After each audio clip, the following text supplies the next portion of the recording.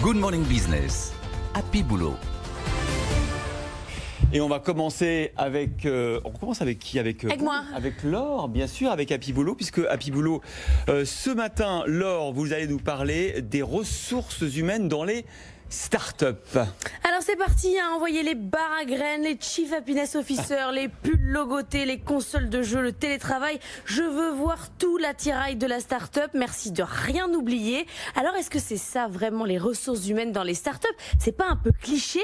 Et surtout dans des structures où on prône l'agilité, le lean management, la flexibilité, est-ce qu'on a mieux traversé la crise que les gros mastodontes? Toutes ces questions, c'est celles qu'on a posées dans Happy Boulot le mag, diffusé ce soir 19h30 sur BFM Business. Je vous donne déjà quelques réponses, notamment celle de la Chief People Officer de Content Square. Oui, quand on est une start-up, on n'est pas DRH, on est Chief People Officer. C'est comme ça. On n'est pas Chief Happiness Officer aussi. C'est un autre travail, c'est pas le même. Alors vous savez évidemment qui est Content Square, c'est plutôt une scale-up qu'une start-up. Ils ont levé 190 millions de dollars en plein milieu du mois de mai, ils sont 600. Alors pour Céliador, pas de problème avec les clichés et les pulls logotés. Franchement, ils sont d'accord, ils les mettent pendant les Zooms et les Teams, ça rapproche. La DRH parle avec un mot d'anglais sur 3. Prenez votre dictionnaire. Comme vous ce matin, bah oui, mais alors elle est pire que moi.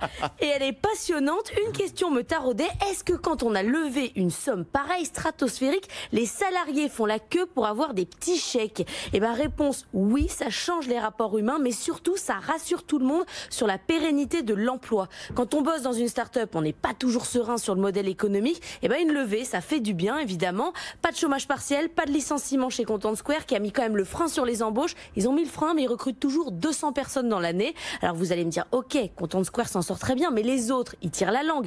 Alors oui, mais je vais vous donner une lueur d'espoir qui vaut ce qu'elle vaut. Les castings de la BFM Academy vont reprendre. 73 candidats ont été présélectionnés. Une seule entreprise a arrêté en cours de compétition. Elle était directement liée au trafic aérien. 2 ont levé des fonds pendant la crise. Alors est-ce que vous avez envie de bosser dans une start-up? On a aussi fait le point soft skills en fin d'émission. Est-ce que par exemple le goût du risque, ça s'apprend pour bosser dans une start-up? Réponse ce soir 19h30 dans Happy Boulot le mag. Mais comme ça, on sera devant notre télévision à 19h30. Oui, ou en radio et télé. Ou en radio et en télé, c'est vrai, toujours les deux.